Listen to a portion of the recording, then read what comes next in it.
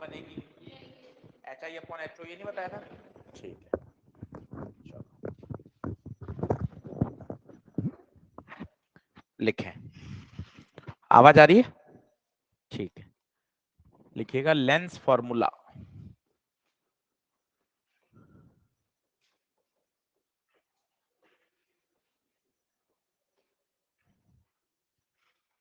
Lens formula मान के चलिए TIR से एक सवाल आता ही आता है, लेंस से एक सवाल आएगा ही आएगा। ये सब स्टैंडर्ड टॉपिक हैं। पूरे ऑप्टिक्स का वेटेज है 5 सवाल का, और आराम से अगर आपने इस पे 100 क्वेश्चन कर लिए प्रैक्टिस में तो अपना तैयार हो जाता है, ज्यादा दिक्कत नहीं है। लेंस फॉर्मूला हम 10वीं क्लास से पढ़ रहे हैं, 1/v minus 1/u equal to 1/f, और एक होता है मैग्निफिकेशन HI/HO बराबर v/u। 1/v minus 1/u equal to 1/f। इसमें ध्यान रखिएगा हमेशा साइन के साथ वैल्यू पुट की जाती है।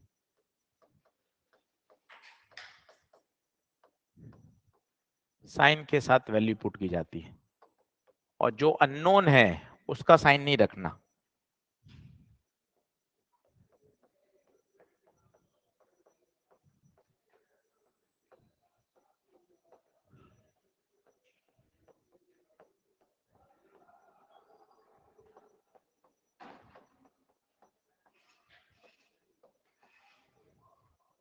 दरवाजा बंद कर दे।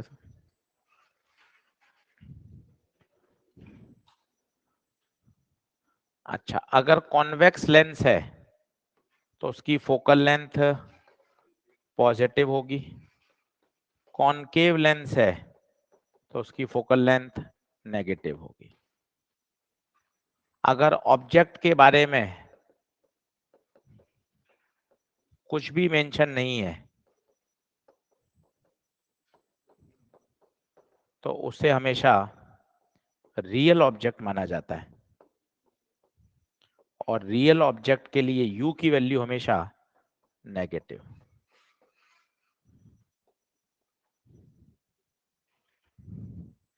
तो मैक्सिमम सवालों में 99% सवालों में अगर ऑब्जेक्ट के बारे में कुछ भी मेंशन नहीं है, वो ऐसा बोल देगा an object is placed at a distance of 10 centimetre, तो ऑब्जेक्ट के बारे में कुछ मेंशन ही नहीं करा कि रियल है या वर्चुअल, कुछ भी मेंशन नहीं है, तो उसको हमेशा क्या मानेंगे? रियल। और रियल के लिए यू हमेशा क्या होगा? नेगेटिव।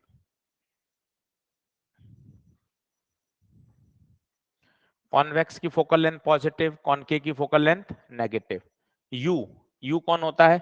ऑब्जेक्ट की दूरी, वी इमेज की दूरी, h i height of image, h o height of object. सारी वैल्यू हमेशा साइन के साथ रखिए। एक क्वेश्चन करके देखें।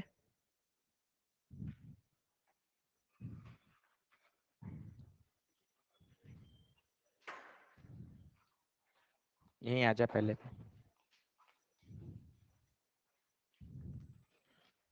एक क्वेश्चन करके देखें। मेरे पास एक लेंस है जिसकी फोकल लेंथ है 20, ऑब्जेक्ट को रखा है 30 सेंटीमीटर पर, और ऑब्जेक्ट की हाइट है 2 सेंटीमीटर।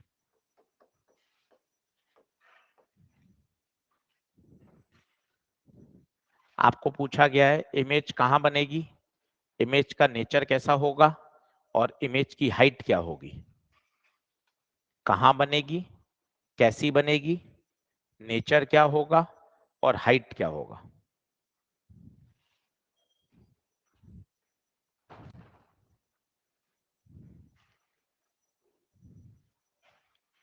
अब सबसे इंपॉर्टेंट बात, छोटी छोटी बातें समझिए, बिल्कुल बेसिक सवाल है। ज्यादा घबराहट क्यों होती है? साइन कन्वेंशन की गलती, बस वही घबराहट का कारण है। बाकी ये फॉर्मूले 10वीं कक्षा से पढ़ रहे हैं, 10वीं 11वीं 12वीं, उसके बाद 3 साल और 6 साल हो गए, है ना? फॉर्मूला वही चल रहा है। इसलिए तो 1/v minus 1/u equal to 1/f, formula वही है, बस अपन को वैल्यू क्या होनी चाहिए, सही तरीके से रखनी आनी चाहिए। साइन सही रखिए तो काम हो जाएगा। और साइन का कितना बढ़िया काम है, जैसे ऑब्जेक्ट के बारे में कुछ भी मेंशन नहीं था, कुछ भी मेंशन नहीं है, मतलब ये कैसा ऑब्जेक्ट है, रियल ऑब्जेक्ट। रियल ऑब्जेक्ट के लिए यू हमेशा नेगेटिव, तो यू आ गया बच्चों माइनस का 30। एफ कॉन्वेक्स लेंस है प्लस का 20। तो या तो 10वीं क्लास लगा लीजिए, 1/v minus 1/u equal to 1/, या तो 10वीं क्लास लगा लीजिए, या इसका एक और शॉर्ट जुगाड़ होता है, m का एक फॉर्मूला आपने पढ़ा है, आपके टीचर्स ने सिखाया है, f upon f plus you. दोनों सही है, वो याद नहीं आता कोई बात नहीं, 10वीं कक्षा से भी किया जा सकता है। तो 1/v u की जगह -30, f 20, तो 1/v प्लस 1/30 इक्वल टू 1/20, उधर ले जाइए, तो 1/20 माइनस 1/30, एलसीएम 600, 60 ले लें, तो v आ गया +60, v +60, v आ गया। अब आप HI निकाल सकते हैं, HI upon HO v/u, HI पता नहीं, HO 2 सेंटीमीटर, v +60, u -30, तो 30 दूना 60, 2 और 2 4, -4, माइनस का मतलब समझते हैं कैसी इमेज, इन्वर्टेड। और याद रखिए रियल ऑब्जेक्ट की रियल इमेज ही हमेशा क्या होती है, इन्वर्टेड, मतलब इमेज कैसी बनेगी, रियल। सर रियल कैसे पता चला, वापस बताइए। जो HI आया है बच्चे वो नेगेटिव आया है, नेगेटिव का मतलब होता है जो इमेज बनेगी वो कैसी बनेगी, इन्वर्टेड, और रियल इमेज ही हमेशा कैसी होती है, इन्वर्टेड। तो कितनी बातें बता दी आपने, देखें कहां बनेगी, 60 सेंटीमीटर पर, कैसी बनेगी, रियल, कैसी बनेगी, इन्वर्टेड, और उसकी हाइट कितनी होगी, 4 सेंटीमीटर। तो ये स्टैंडर्ड सवाल है परीक्षा का, इसमें वैल्यू चेंज करेगा और आपका प्रश्न सॉल्व हो जाएगा। ये तो है 10वीं कक्षा, अगर आप ये करना चाहें बहुत बढ़िया है, नहीं तो ये वाला मेथड से भी सवाल फास्ट सॉल्व होता है। देखिए m बराबर f upon f plus you, f कितना है, +20, +20, u की जगह -30, तो 20 में से 30 गया -10, m आ गया -2, m आ गया -2, m आ गया। अब मजे आ गए आपको, m का फॉर्मूला होता है v/u, m -2, v पता नहीं, u -30, देखिए v अपने आप कितना आ गया, +60, वही आंसर। m होता है HI अपॉन HO, m आ गया -2, HO पता नहीं, HO 2 सेंटीमीटर, HI -4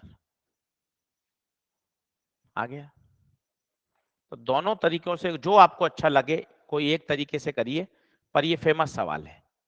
अब इसी को पूछने का अलग अंदाज कैसा है, जो नीट में एक बार पूछा गया, पहले आप इसको नोट कर लीजिए।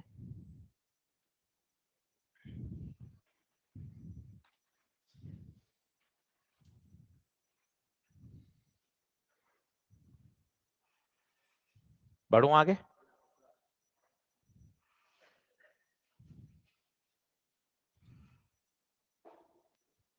देखिए सारा तो कवर हो नहीं सकता, अगर आप ऑप्टिक्स के लेक्चर देखें तो हमें 25 लेक्चर लगते हैं ऑप्टिक्स पढ़ाने में, तो 24-25 लेक्चर तो अपने पास है भी नहीं, है ना, पूरा कोर्स ही 45 दिन का है, तो 100% तो कवर हो नहीं सकता, ये आप भी माइंड सेट है, मुझे भी पता है। तो हम क्या कवर करना चाहते हैं, अगर हम सब कवर कर दें थोड़ा थोड़ा थोड़ा तो उसमें मजा नहीं है, जो इंपॉर्टेंट हिस्सा है वो तो 100% हमें आना चाहिए। जैसे लेंस है भाई साहब, लेंस आता ही आता है, अभी प्रिज्म पढ़ाऊंगा 1 घंटा, क्योंकि प्रिज्म के पिछले 15 साल में 13 प्रश्न आए, इसका सीधा सीधा मतलब लग रहा है कि प्रिज्म से लगभग 1 साल, हर साल एक क्वेश्चन तो आता ही है। तो इस तरह से मेहनत करनी पड़ेगी। अपन ये माइंडसेट रखें कि यार पूरी फिजिक्स पढ़ा दी जाएगी, तो भाई वो संभव भी नहीं है। हाँ ये संभव है, जो हॉट टॉपिक है जिससे प्रश्न आता ही आता है उसको हम अच्छे से तैयार कर सकते हैं। सही बात है ना। अब जैसे वाईडीएसई की बात है, वाईडीएसई में सवाल आता ही आता है, तो भाई अपना कल का पूरा 1.5 घंटा सिर्फ क्या पढ़ेंगे, वाईडीएसई पढ़ेंगे एकदम तबियत से, ताकि अपना वो एक सवाल शानदार सही हो जाए। तो हमें ना फोकस ऐसे करना पड़ेगा, हमें अपने माइंड में क्लियरिटी रखनी पड़ेगी कि यार पूरा तो संभव नहीं है। आप मेरे टेलीग्राम पे लेक्चर देखेंगे तो 25 लेक्चर हैं ऑप्टिक्स के, तो यार वो ऑप्टिक्स का सारा तो संभव ही नहीं है पढ़ाना। हाँ, ये किया जा सकता है कि जो मोस्ट इंपॉर्टेंट टॉपिक्स हैं उनको तो अपन अच्छे से कर लें। ठीक बात है। चलिए बढ़ू आगे। तो रियल इमेज आ गया, ये आ गया। अब इसी प्रश्न को और कैसे पूछा जा सकता है वो देखिए। कभी कभार वो फोकल लेंथ नहीं देता, वो इन दोनों की रेडियस ऑफ कर्वेचर दे देता है। सवाल वही है, फोकल लेंथ नहीं दी, क्या दे दी, रेडियस ऑफ कर्वेचर। अब बताइए कुछ हिट कर रहा हो तो क्या होगा, पता है, पहले पावर मेथड लगाकर इसकी क्या निकालनी पड़ेगी, फोकल लेंथ। दोनों प्रश्नों में भाइयों अंतर है, ये आया हुआ है एआईपीएमटी में। इस प्रश्न में डायरेक्ट फोकल लेंथ दे रखी थी, 10वीं कक्षा का सवाल था ये।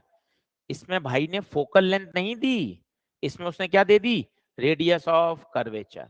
तो याद आया, क्या इससे पावर निकाल सकते हैं, सोचिए अलग से। चलिए पावर पे तो सवाल आना ही है। ये 20 फोकल लेंथ नहीं है, ये इसकी क्या है, रेडियस ऑफ कर्वेचर। बताइए पावर, याद करिए, कॉन्वेक्स कहां है, चिल्लाओ, कॉन्वेक्स कहां है, बाहर, बाहर का म्यू कम है, तो पावर पॉजिटिव। डिफरेंस 0.5, 0.2, 5/, अच्छा 2 सरफेस हैं तो इनटू क्या कर दें, 2। तो बताइए पॉइंट से पॉइंट हटा, 2 से 2 +5 डायप्टर, और पावर होता है 100/f, तो 5 बराबर 100/f, तो f कितना, 20 सेंटीमीटर। ये सवाल के अंदर एक सवाल बन गया, ये अपने आप में नीट 2022 का सवाल है, पर इस सवाल को करने के लिए ये वाला तो आना ही चाहिए। दोनों प्रश्नों में आप अंतर समझ पा रहे हैं, उस प्रश्न में बच्चों फोकल लेंथ दे रखा था सीधा, और इस प्रश्न में मेरे बच्चों पहले हमको फोकल लेंथ निकालना पड़ेगा। अब वो वही सवाल बन गया, अब सॉल्व नहीं कर रहा हूं, वही क्वेश्चन बन गया पिछला वाला।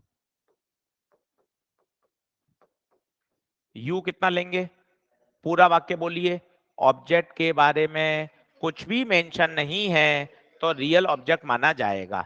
99% सवालों में ऑब्जेक्ट के बारे में कुछ नहीं दे रखा होता तो रियल ही माना जाएगा। जब तक वो वर्चुअल नहीं बोलेगा तब तक हमें वर्चुअल नहीं सोचना है। तो रियल ऑब्जेक्ट के लिए यू बताइए हमेशा नेगेटिव, 30 नहीं -30, और एफ +20, खत्म। अब वही प्रश्न बन गया, डेटा भी वही है, आंसर भी वही आएगा।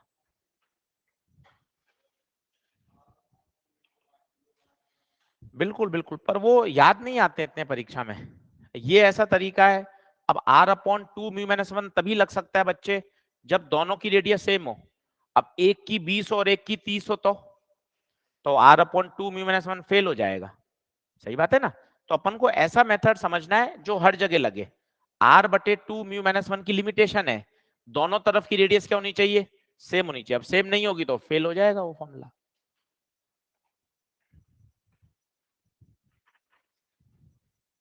बोलिए बढ़े क्या आगे।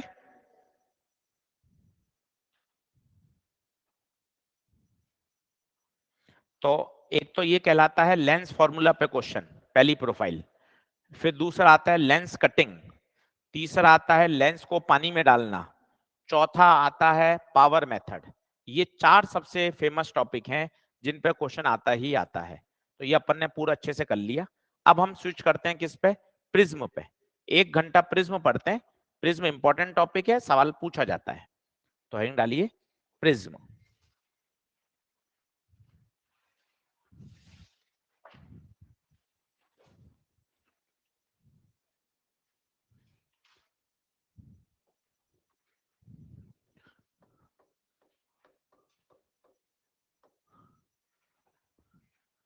देखिए ये ट्रायंगुलर प्रिज्म है, दोनों सरफेस के बीच का जो एंगल है उसे बोलते हैं एंगल ऑफ प्रिज्म। क्या कहा जाता है? Angle of prism. तो ए का नाम है angle of prism.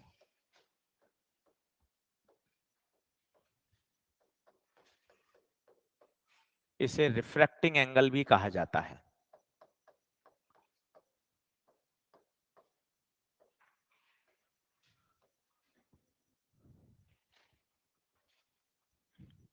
Angle of prism, इसे रिफ्रैक्टिंग एंगल भी कहा जाता है।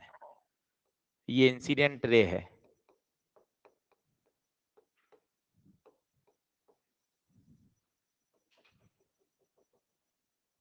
आई एंगल पर आई,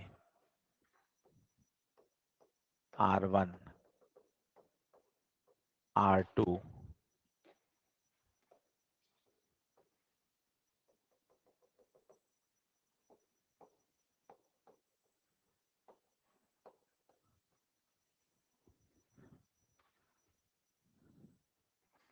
ये स्टैंडर्ड चित्र है। ये सारे एंगल आपके दिमाग में आने चाहिए। देखेंगे तो काम नहीं चलेगा, चित्र बनाइए। सर कॉपी में लिखा हुआ है, उससे भी काम नहीं चलेगा, खुद लिखेंगे तभी मजा आएगा। आई, R1 R2 E, ऊपर वाला एंगल कौन सा कहलाता है? ए। इसे क्या बोलते हैं? Angle of prism. दो स्टैंडर्ड फॉर्मूले हैं इसके। एक तो है ए बराबर R1 प्लस R2, और एक है डेल्टा बराबर I प्लस E माइनस ए। ये एकदम अपन को सीधे सीधे याद होने चाहिए। अब इसमें एक एक नाम बोल लो क्या क्या है। I, angle of incidence. E, angle of emergence. R1 R2 दिखाई दे रहे हैं। डेल्टा क्या है? डेल्टा क्या है? डेल्टा है angle of deviation. Angle of deviation क्या होता है वो सुनिए। अगर अगर प्रिज्म नहीं होता तो ये इंसिडेंट रे अपने पाथ से सीधी जाती। अगर प्रिज्म नहीं होता तो ये पीली रेखा जो आ रही है वो बिल्कुल सीधी जाती। परंतु प्रिज्म की प्रेजेंस की वजह से इसको दो बार क्या सहन करनी पड़ी? बेंडिंग। तो ये अपने ओरिजिनल पाथ से फाइनली कितना डेविएट हो गई? That angle is called angle of deviation.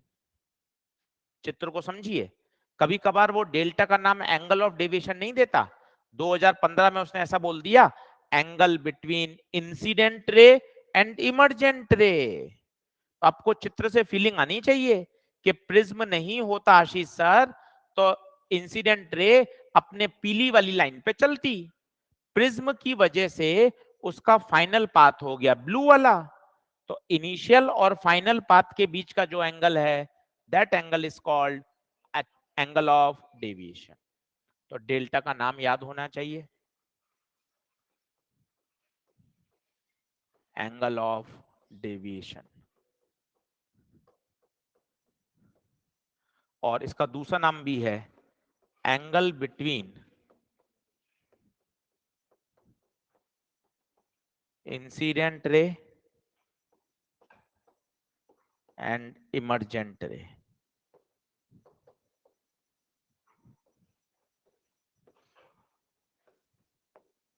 किसी भी नाम से पूछा जा सकता है।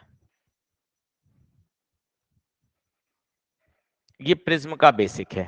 फिर डेल्टा वर्सेस आई में ग्राफ, जो कि प्रैक्टिकल ग्राफ है, ये पता होना चाहिए।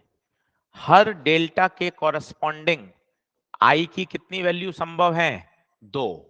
पर एक डेल्टा ऐसा है जिसे कहा जाता है मिनिमम डेल्टा। उस समय देखिए ग्राफ केवल एक ही जगह कट रहा है।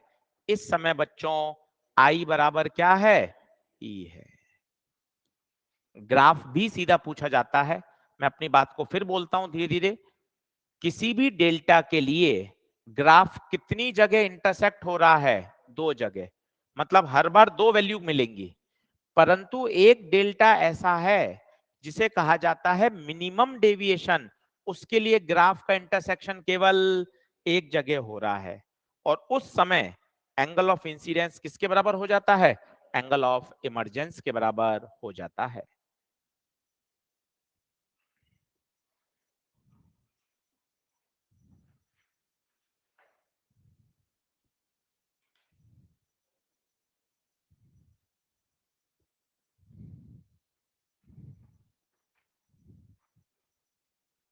केवल ग्राफ भी पूछा गया है, 4 ऑप्शन दे रखे होंगे, केवल ग्राफ ही टिक करना था। तो डेल्टा वर्सेस आई का ग्राफ का हमें नेचर भी आना चाहिए।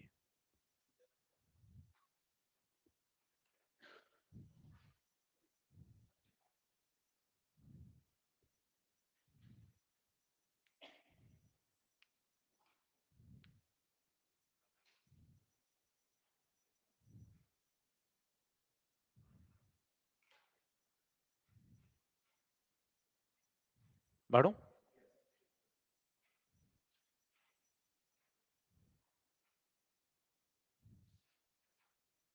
चलो अब लिखो कंडीशन ऑफ मिनिमम डेविएशन।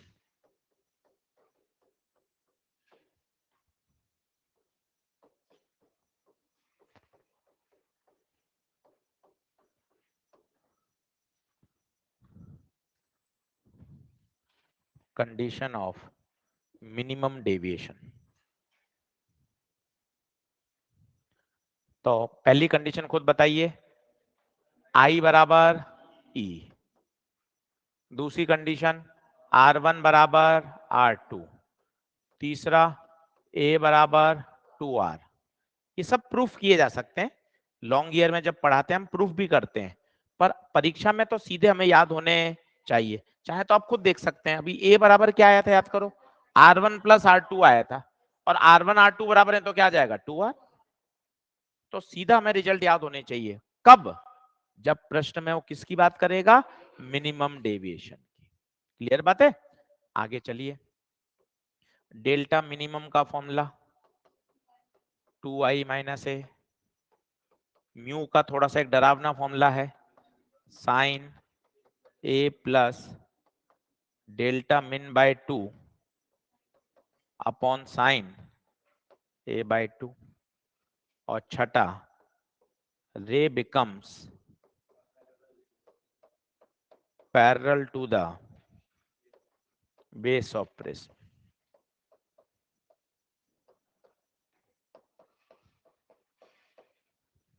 तो जिस समय मिनिमम डेविएशन हो रहा होता है उस समय लाइट प्रिज्म के बेस के क्या हो जाती है, पैरेलल। क्यों होता है आशीष सर ऐसा? क्योंकि आप खुद देखिए ना, आई और ई को बराबर होना है, R1 और R2 को बराबर होना है। जितना ये आई है उतना ये है, जितना ये है उतना ये है। तो सिमेट्री के कारण ये लाइट प्रिज्म के बेस के साथ क्या हो जाती है, पैरेलल। ग्राफ याद होना चाहिए, एक बार और बना देता हूं ग्राफ।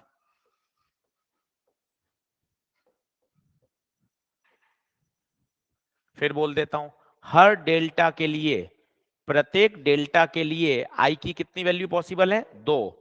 बट एक डेल्टा ऐसा है जहां ग्राफ केवल एक जगह ही कट रहा है, उस समय आई बराबर ई होगा, और उस डेल्टा को मेरे बच्चों क्या बोला जाएगा, डेल्टा मिनिमम।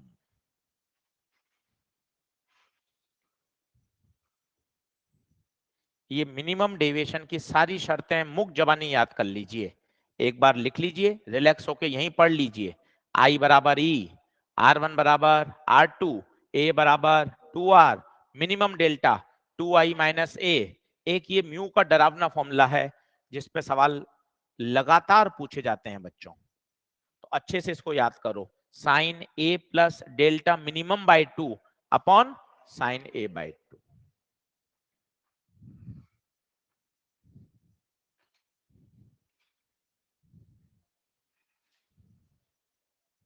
बढ़े आगे, कुछ सवाल करके देखें इस पे।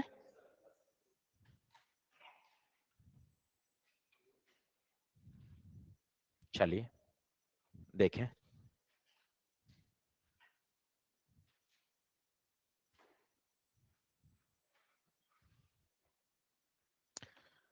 सवाल लिखिए मत, सिर्फ कॉपी में सॉल्व करिए परीक्षा की तरह। बाकी सब मॉड्यूल में है, 2016 का सवाल है, आपके सभी किताबों में है। आप तो सवाल पढ़िए और परीक्षा जैसे सॉल्व करिए, फिर मैं कराऊंगा।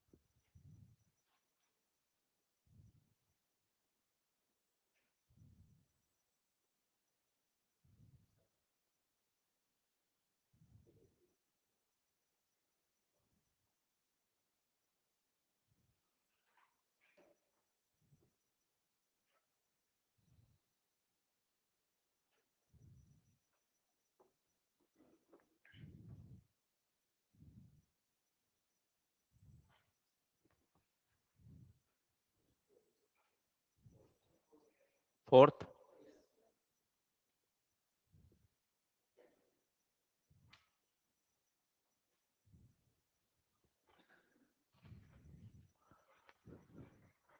अब देखो the angle of incidence for a ray of light at reflecting surface of prism is 45 degree. ये क्या दे रखा है? एंगल ऑफ इंसिडेंस आई दे रखा है। The angle of prism is 60, ए दे रखा है 60। आपसे पूछा एंगल ऑफ मिनिमम डिवीजन बताइए। अब सीधा फॉर्मूला याद होना चाहिए, डेल्टा मिन बराबर 2i माइनस ए, सीधा याद होना चाहिए। अब आई कितना? 45, ए कितना है? 60, 90 में से 60 गया 30।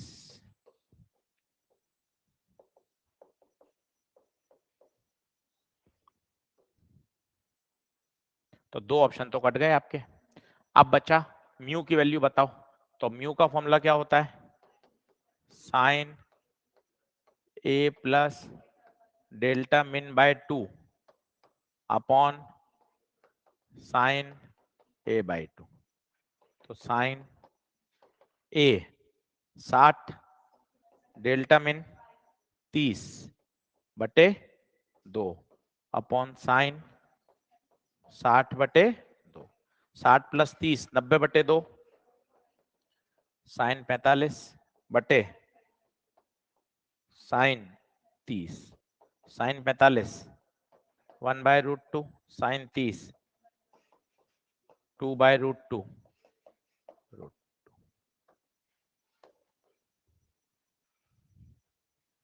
बिल्कुल बेसिक सवाल है, कहीं कोई टेंशन ही नहीं। और देखिए ये अभी जेई मेन में भी आया।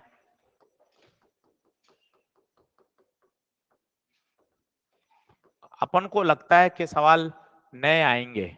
आप देखो 2015 का सवाल है, 2024 में रिपीट हुआ अभी लेटेस्ट जनवरी में। तो सवाल यही बार बार पूछे जाते हैं, बेसिक वही रहते हैं। अच्छा सवाल है, इसको पूरा सॉल्व करिए। क्या दे रखा है? रिफ्रैक्टिव इंडेक्स दे रखा है, रिफ्रैक्टिव इंडेक्स म्यू दे रखा है।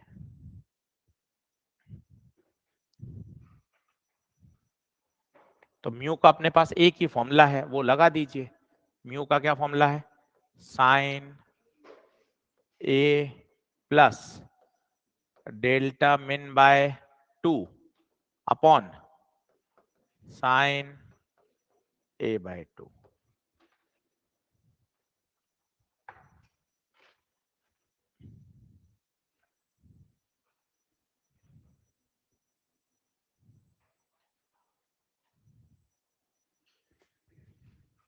अब यहां एक स्टेप फंसने का है, इसलिए सवाल काम का है।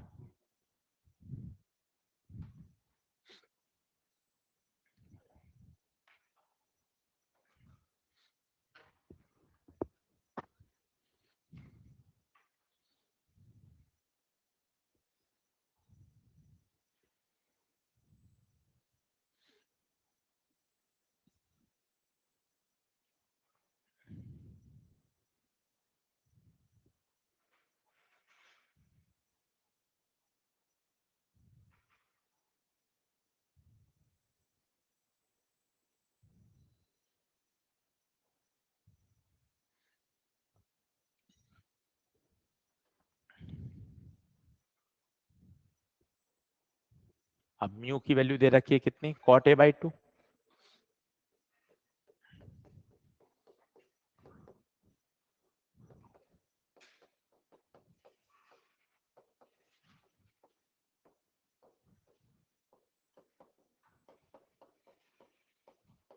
कॉट की जगह लिख सकते हैं अपन cos upon sine, 9th class.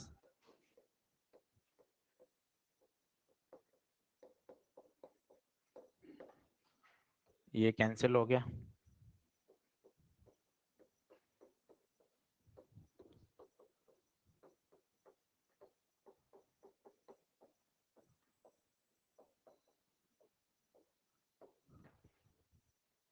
अब अगला स्टेप खतरनाक है। ये कॉस और साइन कट नहीं सकता, नीचे जा नहीं सकता क्योंकि एंगल अलग अलग है। अब आपको लिखना पड़ेगा cos थीटा को लिख सकते हैं sin 90 माइनस थीटा। यही स्टेप है जो इस सवाल को इंपॉर्टेंट बनाता है, नहीं तो यहां आके आप फंस जाएंगे। क्या अब इसके आगे मैथ लगाएं तो लगाएंगे क्या? दोनों तरफ cos साइन कटेगा नहीं, अपॉन में जा नहीं सकता, तो उस cos थीटा को लिखना आना चाहिए sin 90 माइनस थीटा। ये 11वीं कक्षा का बेसिक मैथ का कॉन्सेप्ट है। cos थीटा को लिख सकते हैं sin 90 माइनस थीटा, बस equal to sin a plus delta min by 2। Sine से साइन कैंसिल हो गया, 90 minus a by 2 equal to a plus delta min by 2। दो एलसीएम ले ले, 180 माइनस a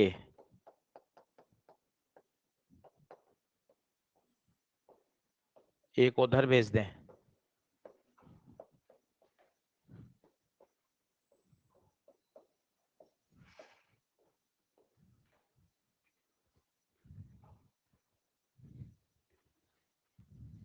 अच्छा सवाल है और आना चाहिए। बस वो कॉस वाला जो स्टेप है ना, वो इस सवाल को खास बनाता है। आपको वो अगर क्लिक करेगा तभी आप ये सवाल कर पाएंगे।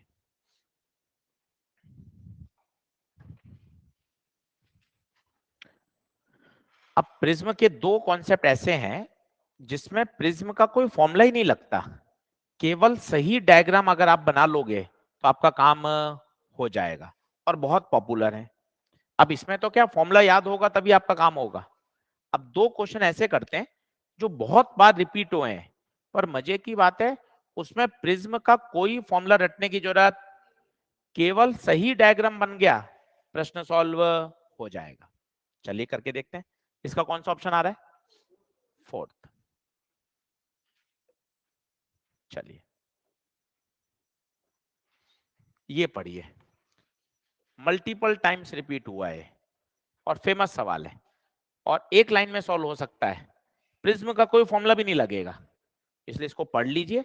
दो तीन बार मैं आपको समझाता हूं, बहुत फेमस प्रश्न है।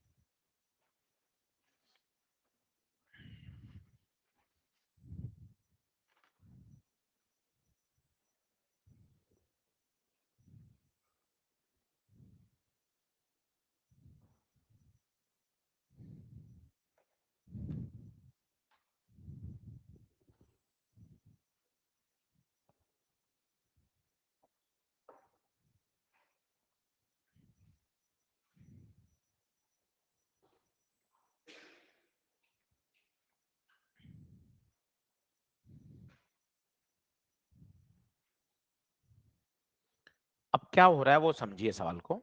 उसने कहा है प्रिज्म की एक सरफेस पर सिल्वर कोटिंग कर दी। ये प्रिज्म लिया, एक सरफेस पर कोटिंग कर दी, कोटिंग करने से बताइए क्या बन गया? मिरर। कहां, अंदर या बाहर? अंदर की तरफ, बाहर तो कोटिंग करी है। अब वो कह रहा है लाइट आई और उसने अपने पाथ को रिट्रेस कर लिया। मजे की बात है ये रिट्रेस तभी होगा जब ये 90 डिग्री पर इंसिडेंट होगी। बस यही दिमाग की बात है। सर ऐसा क्यों होता है सर, रिट्रेस क्या होता है, 90 डिग्री कहां से आया? आओ सारी बात समझ लेते हैं। ये मिरर है, इसे बोलते हैं प्लेन मिरर। लाइट आई और मान लो 15 डिग्री पर आई तो 15 पे ही चली जाएगी। क्या ये रिट्रेस है क्या? रिट्रेस तो बिल्कुल भी नहीं है। किसी अलग रास्ते से आई है, किसी अलग रास्ते पे गई है, रिट्रेस नहीं है। तो सर फिर रिट्रेस क्या होता है? जरा सोचो, अगर लाइट ऐसे आती, अब बताइए क्या होगा? अब बताइए क्या होगा? ये आपने नॉर्मल खींचा, जितने एंगल पे आएगी उतने एंगल पर, ये देखिए, दिस इज कॉल्ड रिट्रेस। तो हमेशा ध्यान रखिए, अगर प्लेन मिरर से रिट्रेस होना है तो लाइट को 90 डिग्री पर ही गिरना पड़ेगा। यही सवाल का पंच है, और किसी पे नहीं हो सकता कि सर मान लो मैं 45 डिग्री मान लूं, ये 45 पर आए अब बताओ कितने पे जाओगे? 45 पे आओगे, 45 पे जाओगे। पर ये रिट्रेस कहां हुआ? किसी और रास्ते से आई, किसी और रास्ते से गई। तो रिट्रेस का मतलब है उसी पाथ पर फिर से लौट जाना। ये तभी संभव है जब लाइट प्लेन मिरर पर 90 डिग्री पर गिरेगी। ये सवाल का सबसे जबरदस्त पॉइंट है। ये आपकी क्लिक कर गया 90, तो सवाल खत्म है। अब आप बताइए एंगल ऑफ प्रिज्म कितना है? 30, ये 30, ये 90, ये 30, 120, ये 60। मुझे चाहिए नॉर्मल के साथ एंगल, ये नॉर्मल, टोटल 90, 60, तो ये 30। ये म्यू कितना दे रखा है? √2। ये है आई। लगा दीजिए स्नेल लॉ। बाहर का म्यू 1, बाहर का एंगल साइन आई, अंदर का म्यू √2। कौन सा एंगल लूं, 30 या 60? 30। क्यों? रे ऑप्टिक्स में सारे एंगल हमेशा नॉर्मल से लिए जाते हैं। साइन 30। खत्म। कोई प्रिज्म का फॉर्मूला नहीं लगाना, सिर्फ और सिर्फ डायग्राम से ही प्रश्न सॉल्व हो जाएगा। इसलिए प्रश्न खास है। अब बताइए साइन आई √2, साइन 30 1/2, साइन आई 1/√2। 1/√2 कब होता है? 45। हो गया।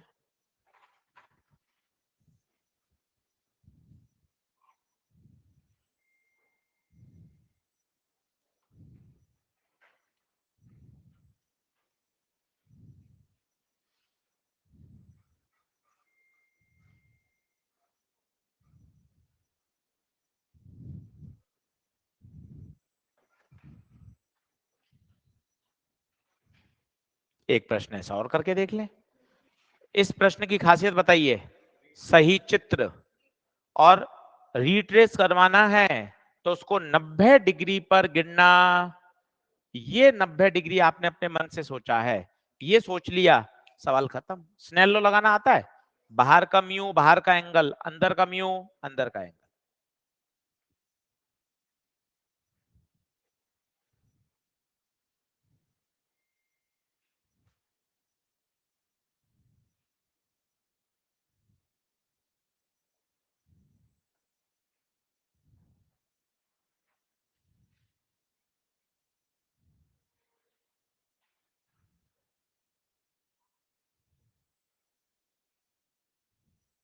बढ़े आगे।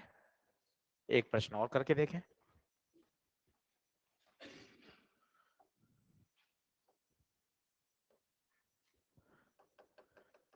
इसको मिरर बना दिया है, आपसे म्यू पूछा है, प्रिज्म का एंगल ए दे रखा है और लाइट का एंगल दे रखा है इंसिडेंट का 2a।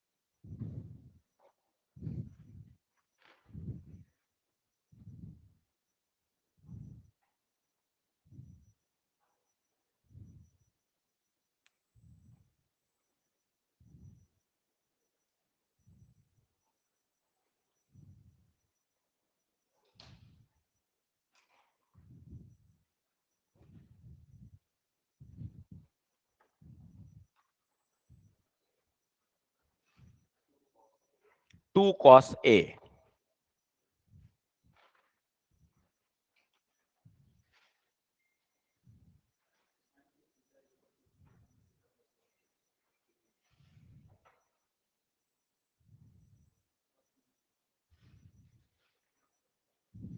देखिए फिर वही बात, केवल एक शब्द ही काम का है, रीट्रेस। ये दिमाग में बैठा लीजिए। अगर लाइट अपने पाथ को रीट्रेस कर रही है तो उसको मिरर पर नॉर्मली इंसिडेंट होना पड़ेगा। ये देखिए, ये 90, अब थोड़ी सी मैथ लगानी पड़ेगी आपको। ये 90, ये ए, तो ये वाला 90 माइनस ए, ये टोटल 90 है, तो ये वाला ए, और यही काम का है, हम वही एंगल काम में लेते हैं जो नॉर्मल के साथ होते हैं। वापस बता दीजिए सर, मैथ समझ में नहीं आई। ये 90, ये ए, ट्राइंगल के तीनों एंगल का सम 180 होता है, ये 90, ये ए, तो ये 90 माइनस ए, ये पूरा 90 है, इसमें से 90 माइनस ए खर्च हो गया, तो बचा कितना, ए। अब स्नेल लॉ लगा दो, बाहर का म्यू 1, बाहर का एंगल 2a, अंदर का म्यू म्यू, अंदर का एंगल a। अब साइन 2a का फॉर्मूला याद होना चाहिए, ये 11वीं क्लास है, क्या होता है, 2 sine a cos a। Sine से साइन कैंसिल हो गया, म्यू कितना आ गया, 2 कॉस a।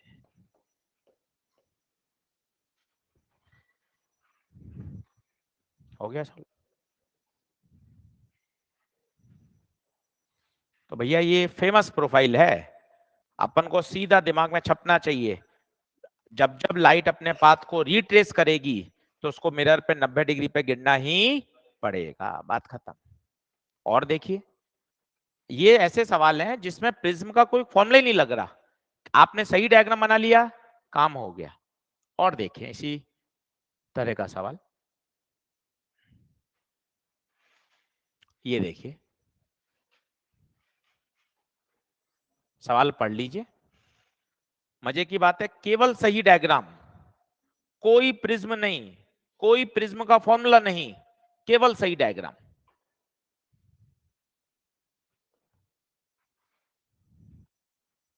आराम से लैंग्वेज पढ़िए, 2 बार 3 बार समझ में आएगी, फिर मैं बताऊंगा।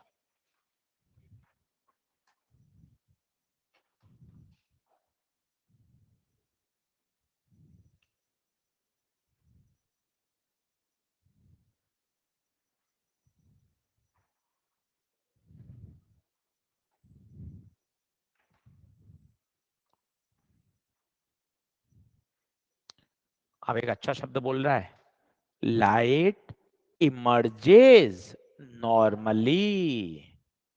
ये क्या मतलब है आशीष सर, ये प्रिज्म बनाया, ये लाइट आई, रिफ्रैक्ट हुई, और लाइट नॉर्मली निकल गई, emerges normally, emerge. Sir mirror नहीं बनाया क्या, कहीं मिरर कह ही नहीं रहा तो क्यों बनाओगे यार, लाइट इमर्ज हो गई, दूसरे सरफेस से निकल गई, कैसी निकली, नॉर्मली, नॉर्मल का मतलब होता है 90 डिग्री, तो ये है 90। बस यही सोचना इस प्रश्न का क्लाइमैक्स है मेरे बच्चों, केवल सही डायग्राम का ही प्रश्न है, प्रिज्म का तो कोई फॉर्मूला ही नहीं लग रहा, ये मजे की बात है, सही बात पकड़नी है। इमर्जेस नॉर्मली, इमर्ज हो गई, बाहर निकल गई, और नॉर्मली निकली, मतलब 90। अब देख कितना मस्त प्रश्न हो गया, ये 90, तो बताइए 90, क्योंकि पूरा 180 होगा, ये 90, ये ए, 90 माइनस ए, ये नॉर्मल, तो ये वाला ए, ये मान लिया आई, लगा दो स्नेल लॉ, बोलो 1 साइन आई बराबर म्यू साइन ए।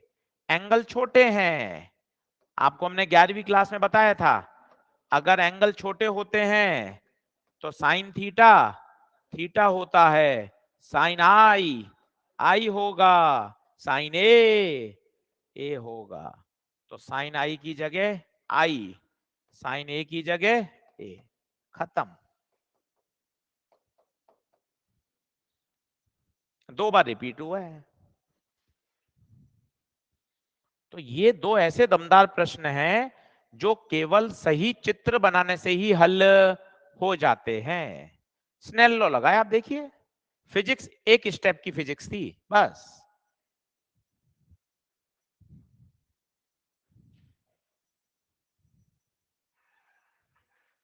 बोलिए, बढ़े आगे।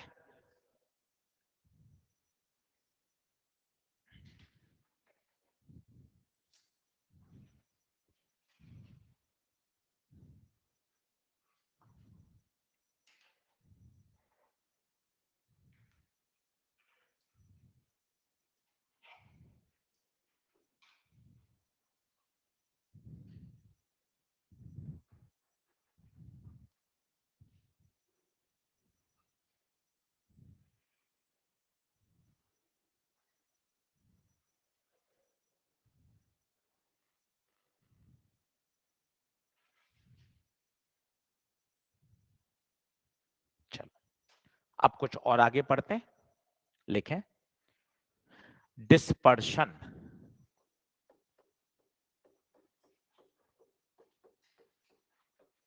तीन यहां टर्म याद करने की हैं, समझ भी लेंगे, इनके फॉर्मूले याद करेंगे। एक होता है एंगुलर डिस्पर्शन, एक होता है मीन डेविएशन,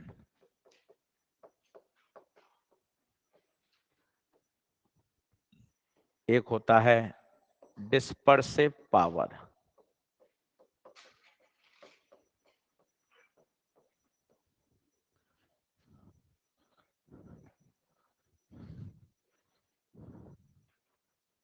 तो पहला प्रश्न तो है कि डिस्पर्शन होता क्या है।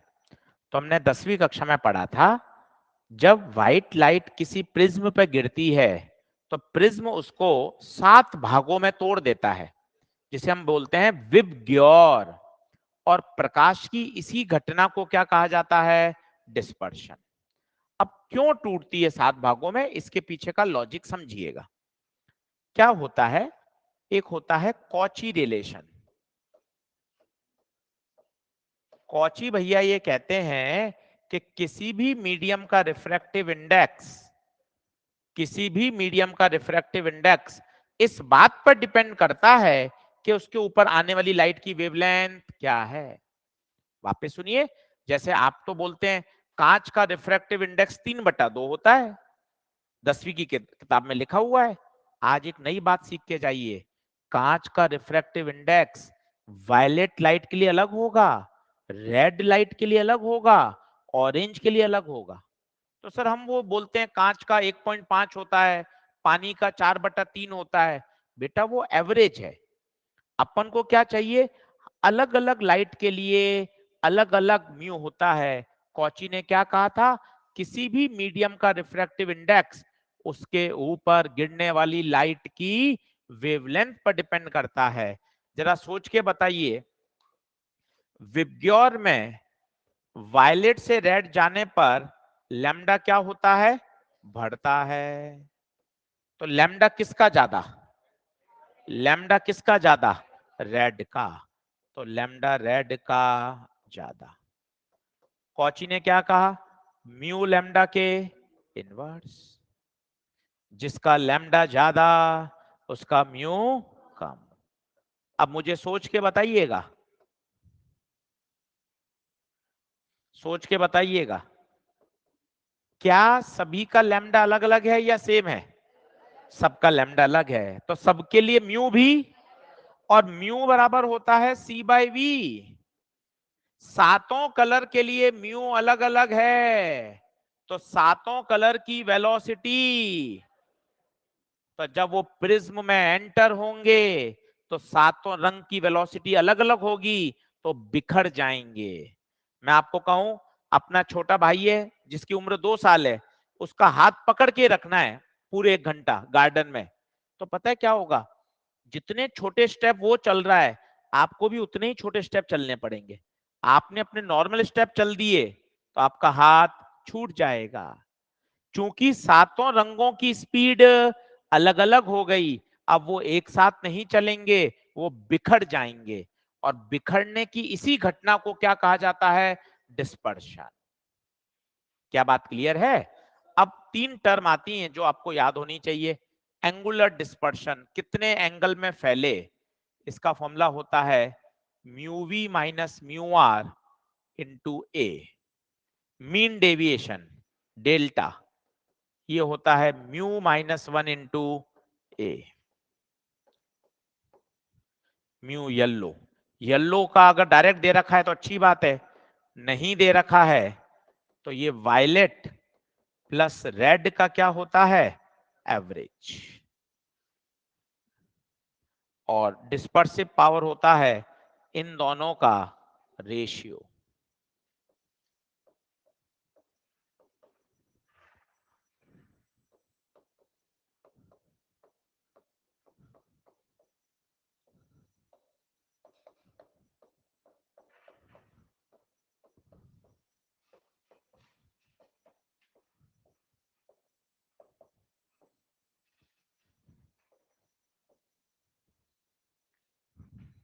ये 3 फॉर्मूले जो आपको याद होने चाहिए, इस पे सवाल पूछे जाते हैं। कैसे पूछे जाते हैं मैं अभी आपको समझाता हूं।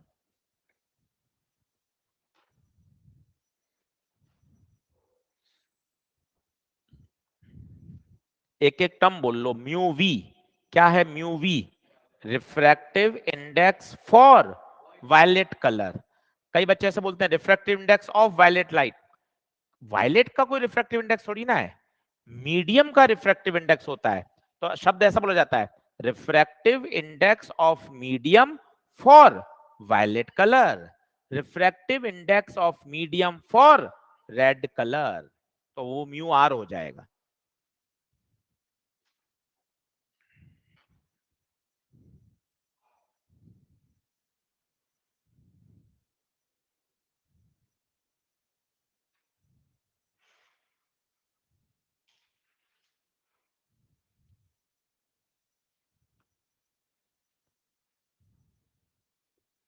बढ़े आगे। अब यहां एक सवाल बनता है कॉम्बिनेशन ऑफ प्रिज्म का। एक अकेला प्रिज्म अगर आप ध्यान से देखें तो व्हाइट लाइट आई, उसको उसने 7 भागों में तोड़ दिया, और पता है क्या हुआ, लाइट अपने पाथ से बेंड भी हो गई। एक अकेला प्रिज्म 2 तरह के काम करता है, कलर को 7 भागों में तोड़ता है, इसे कहते हैं डिस्पर्शन, और लाइट को अपने पाथ से बेंड भी कर दिया, मतलब डेविएशन भी हो रहा है, डिस्पर्शन भी हो रहा है। मैं अपनी बात को फिर बोलता हूं, आप देखिए इन चित्रों में, देखिए प्रिज्म है, प्रिज्म क्या कर रहा है, लाइट आई, लाइट आई और उसको अपने पास से क्या कर दिया, मोड़ दिया, इसे बोलते हैं डेविएशन। आशीष सर यहां डिस्पर्शन क्यों नहीं हुआ, क्योंकि यहां मोनोक्रोमेटिक लाइट आ रही थी। मोनोक्रोमेटिक का मतलब जिसके पास एक ही वेवलेंथ है, तो डिस्पर्शन तो तब होगा ना जब व्हाइट लाइट आएगी। तो एक अकेला प्रिज्म कितने तरह के काम करता है, 2, बताओ कौन कौन से, पहला डिस्पर्शन, दूसरा डेविएशन। अब हमें क्या करना है सर, हमें करना है कॉम्बिनेशन बनाना है। कॉम्बिनेशन कैसा बनाना है, जैसे आपके पास आ गया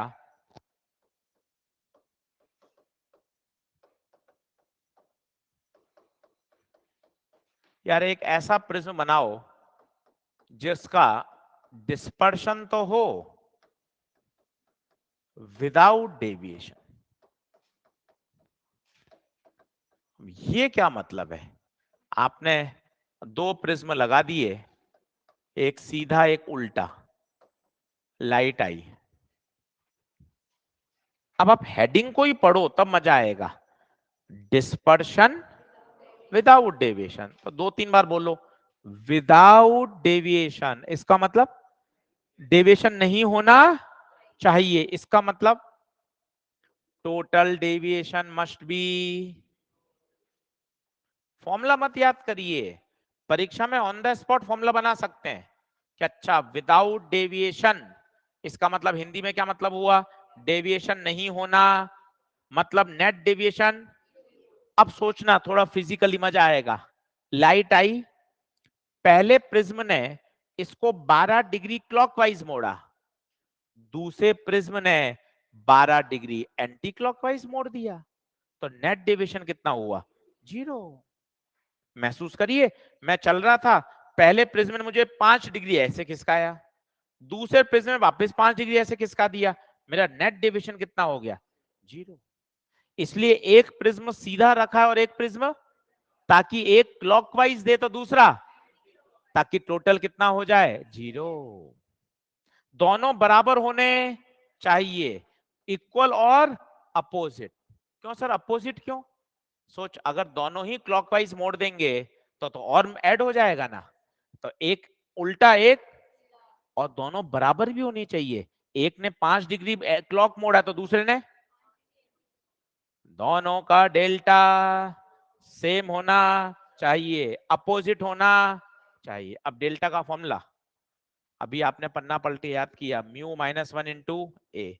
पहला प्रिज्म है 1 1 लगा दिया, दूसरा प्रिज्म है 2 2 लगा दिया, खत्म।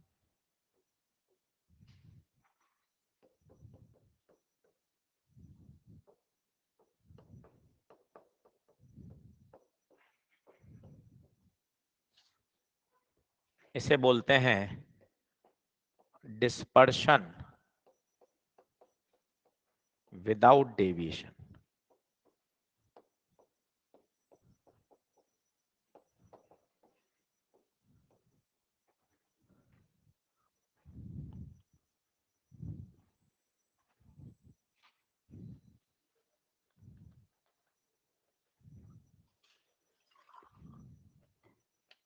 बढ़े आगे।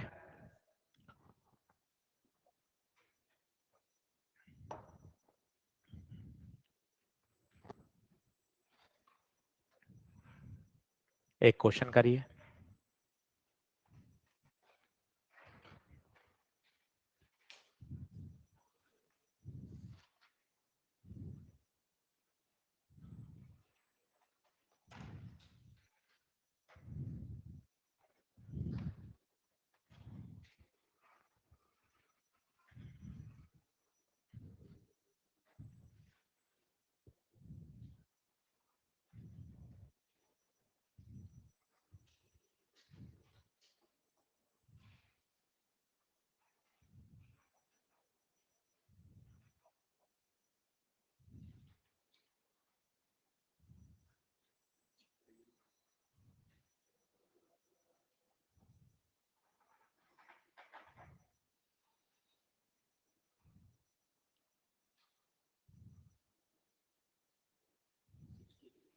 सिक्सटी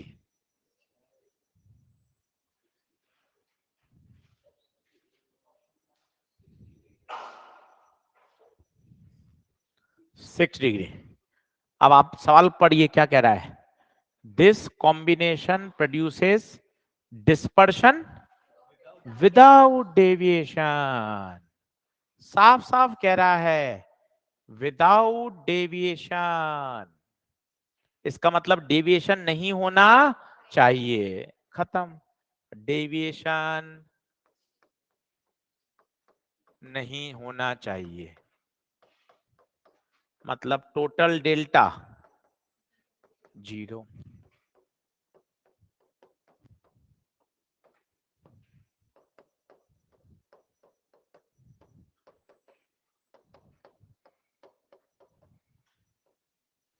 पहले का म्यू 1.4142 10, दूसरे का 1.7, तो 1.42 में से 1 गया, 0.42 इंटू 10, 0.7 इंटू 8, 6 डिग्री आएगा भाई।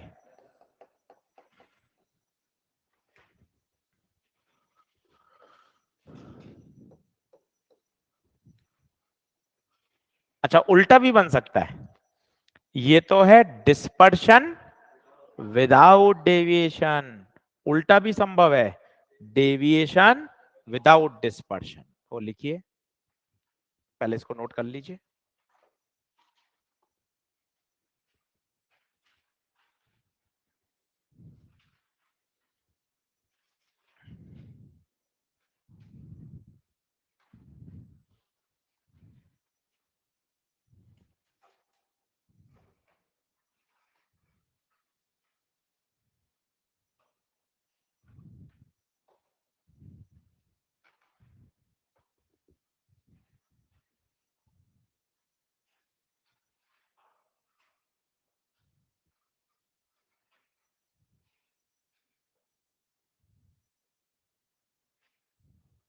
लिखें केस 2, डेविएशन विदाउट डिस्पर्शन। अब इसका फॉर्मूला खुद बनाइए। Deviation without dispersion, without dispersion इसका मतलब डिस्पर्शन नहीं होना चाहिए, मतलब थीटा 0 कर दो।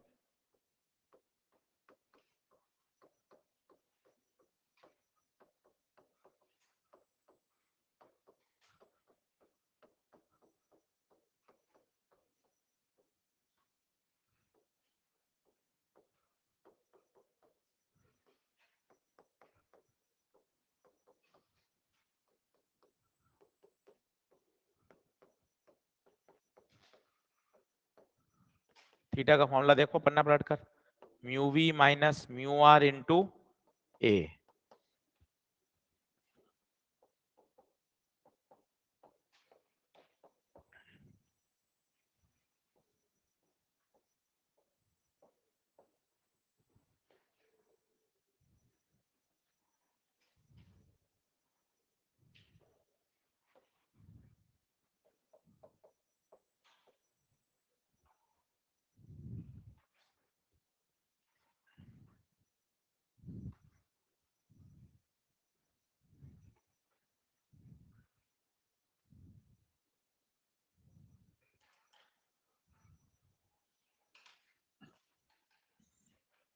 बताइए क्या प्रिज्म की सारी बातें क्लियर है?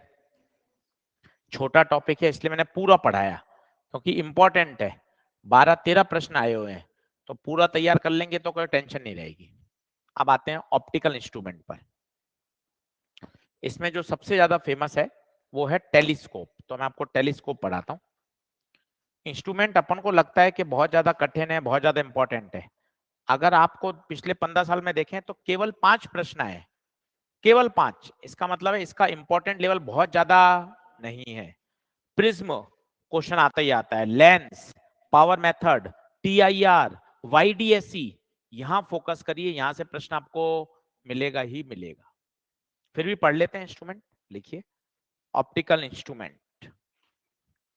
इसमें जो सबसे फेमस है वो मैं आपको पढ़ा रहा हूं, टेलीस्कोप।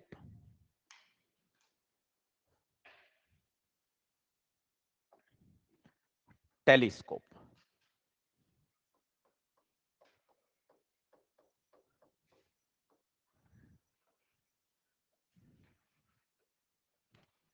दो लेंस होते हैं,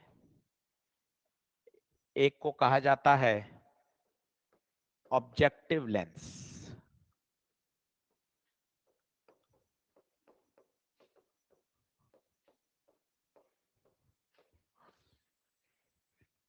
एक को कहा जाता है आईपीस। टेलीस्कोप काम क्या आता है? दूर के ऑब्जेक्ट्स,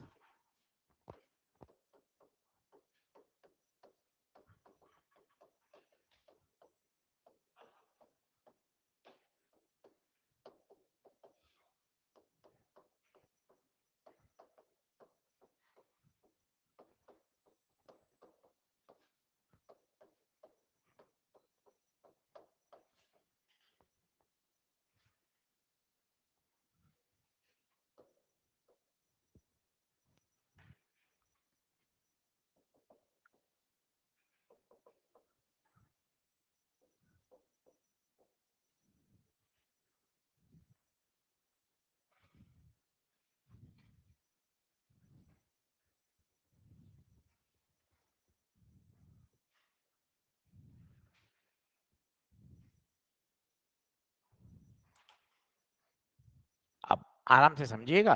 एक ऐसा तरीका सिखा रहा हूं आपको जिससे जितने भी फॉर्मूले हैं किताब के मॉड्यूल के वो आपको याद नहीं करने पड़ेंगे, सारे प्रश्न सॉल्व हो जाएंगे। कोई भी फॉर्मूला आपको किताब का नहीं रटना पड़ेगा, वो तरीका आप सीख लीजिए। सबसे पहला स्टेप है, रे कहां से आ रही है? इन्फानाइट से। इन्फानाइट का मतलब होता है बहुत दूर, चांद तारे देखने के काम आता है। तो हम बचपन से पढ़ते आ रहे हैं, इन्फानाइट से रेज आएंगी तो बताइए वो अपनी इमेज कहां बनाएंगी? फोकस पे। ये इसने अपनी इमेज बना दी फोकस पे, ये इमेज बन गई साहब। कितनी दूरी पे बनेगी बताइए? फोकस पे, बोले तो FO, किसके फोकस पर? ऑब्जेक्टिव के। दो लेंस होते हैं, एक को कहते हैं ऑब्जेक्टिव, एक को कहते हैं आईपीस।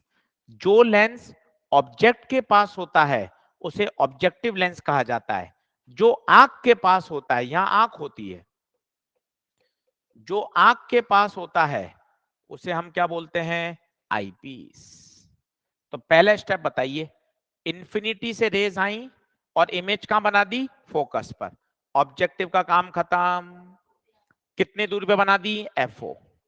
अब आपको याद है, पहले लेंस के द्वारा बनाई गई इमेज अगले लेंस के लिए ऑब्जेक्ट का काम करती है।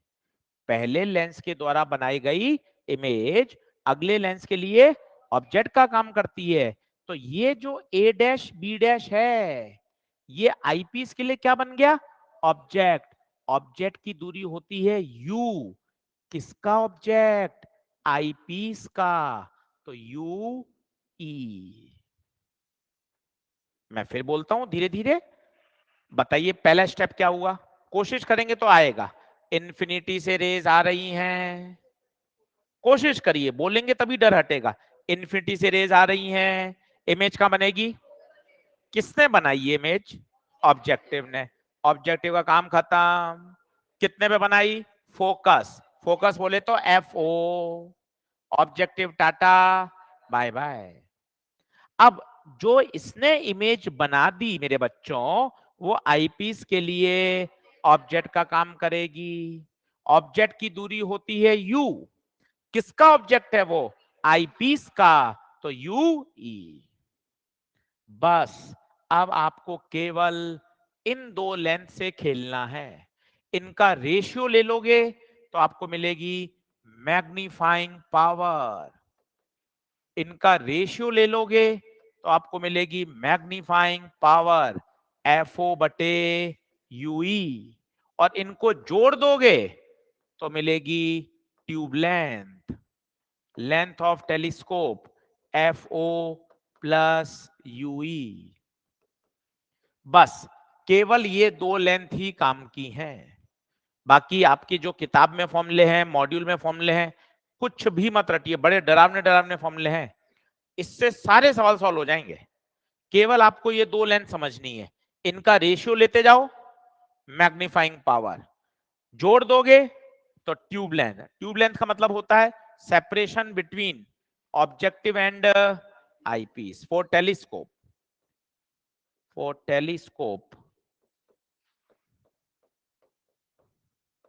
Tube length is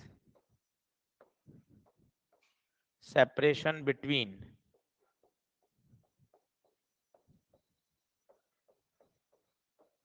objective and eyepiece।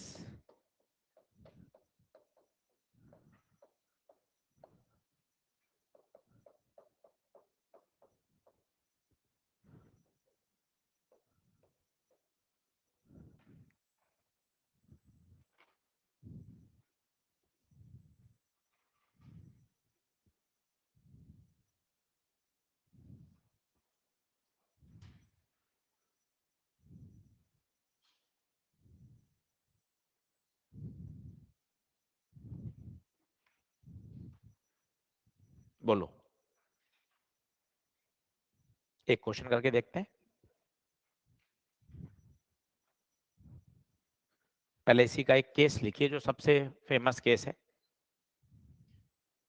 तो इन दो लेंथ के साथ खेलना आना चाहिए।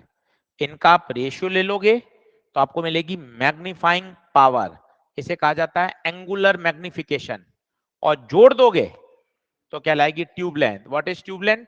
The separation between objective and eyepiece. अब कभी कभार ऐसा आता है, इस पूरे का नाम होता है astronomical telescope.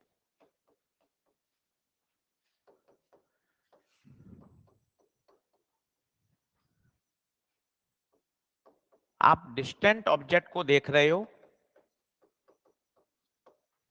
And final image is formed at infinity.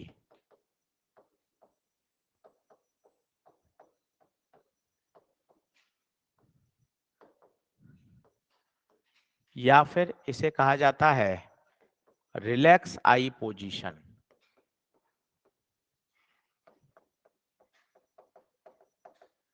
या फिर इसे कहा जाता है नॉर्मल एडजस्टमेंट,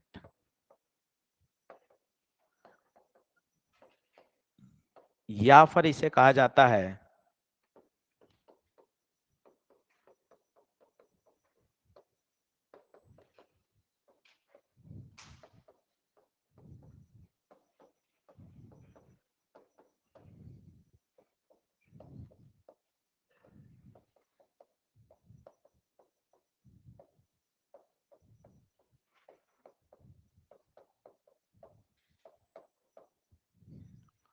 ये देखिए, इन पांचों का एक ही मतलब है, पांचों के नाम से परीक्षा में सवाल आए हुए हैं। बहुत अच्छा है अगर वो पूरा लिख दे कि फाइनल इमेज कहां बन रही है, इन्फिनिटी पर, या बोल देगा रिलैक्स आई, रिलैक्स आई का मतलब होता है फाइनल इमेज कहां बन रही है, इन्फिनिटी पर। तीसरा नाम है इसका नॉर्मल एडजस्टमेंट, तब कहा जाए आपको नॉर्मल एडजस्टमेंट, या इसको कभी कभार बोल देते हैं एडजस्टेड फॉर पैरेलल रेस। सभी से प्रश्न आया हुआ है, एडजस्टेड फॉर पैरेलल रेस।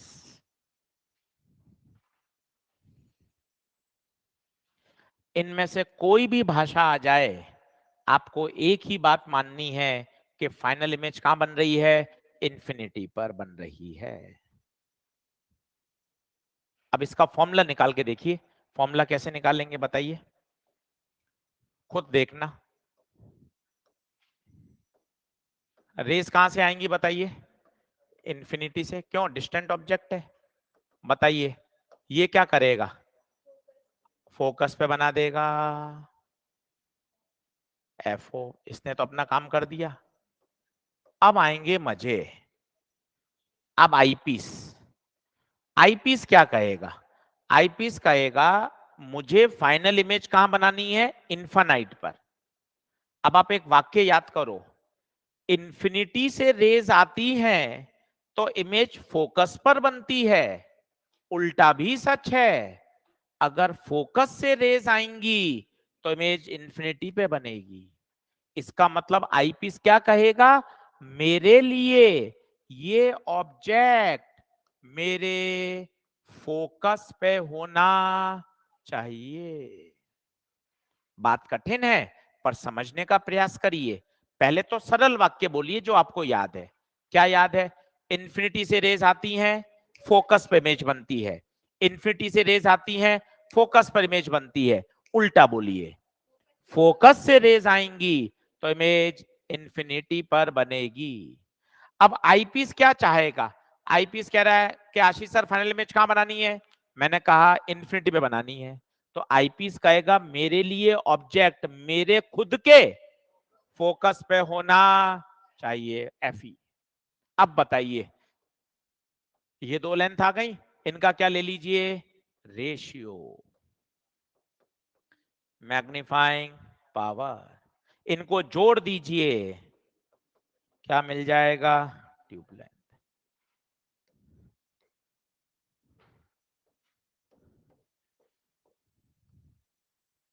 सबसे फेमस फॉर्मूला है ये, FO by FE, FO plus FE.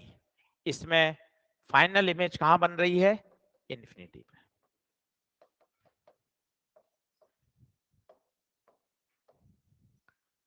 Most important formula.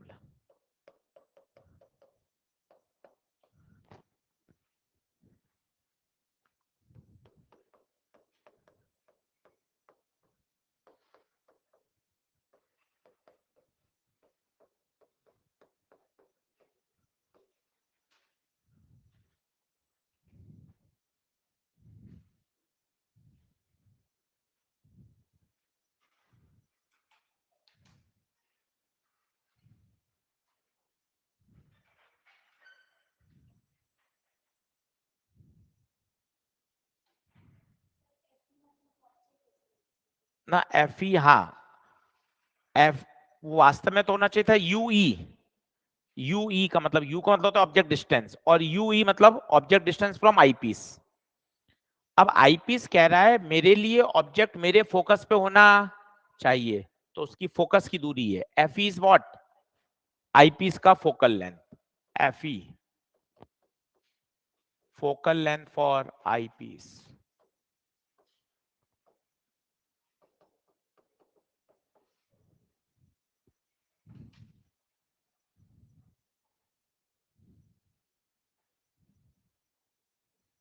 करें,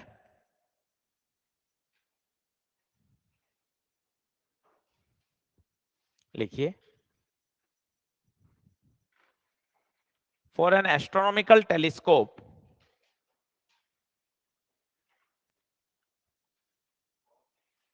for an astronomical telescope which is used to see, which is used to see distant object,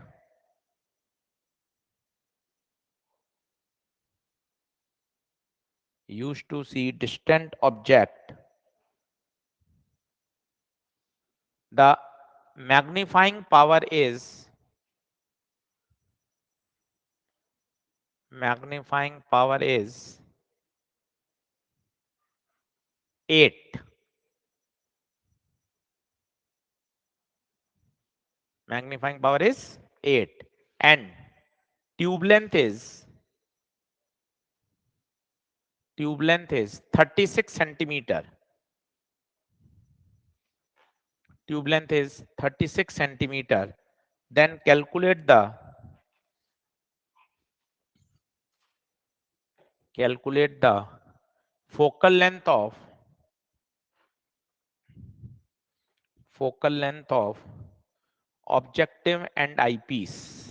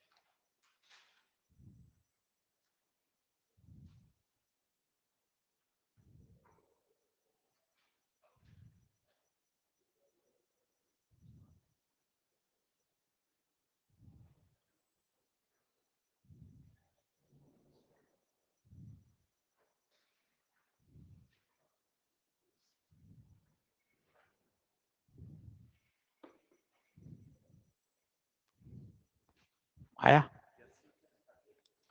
दो फॉर्मूले याद करिए, सबसे standard फॉर्मूले हैं, magnification F O by F E, tube length F O plus F E, एकदम standard याद होने चाहिए।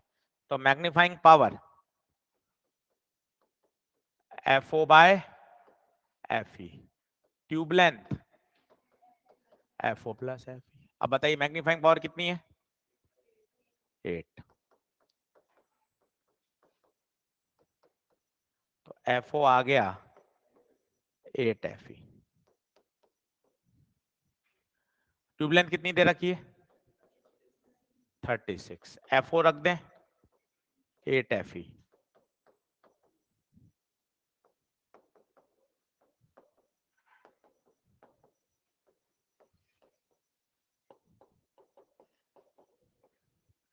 एफ ई आ गया 4। अब एफ ओ,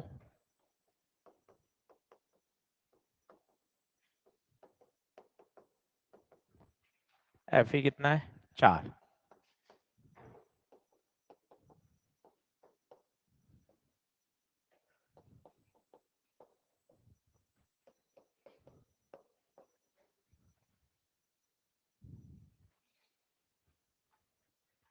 आसान है, कहीं कोई दिक्कत वाली बात ही नहीं।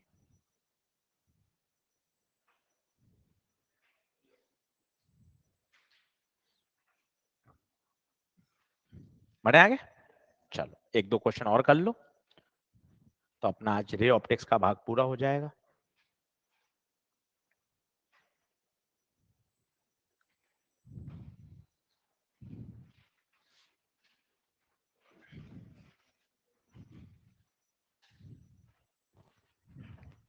ये ऐसे का मतलब है कितने डिग्री पे आ रही है, 90 पे आ रही है।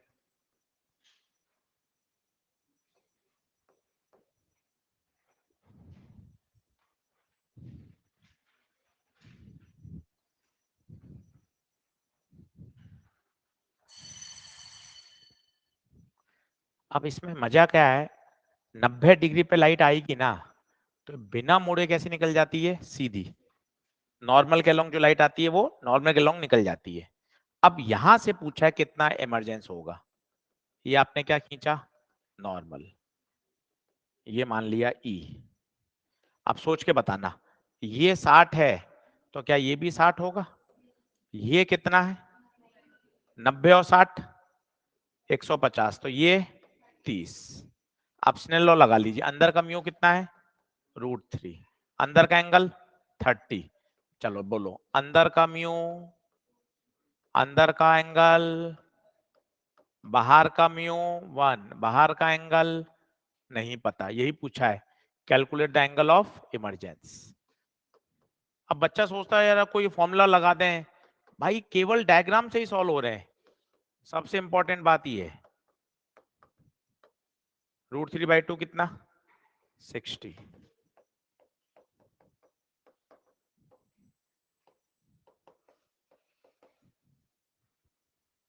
ये 60।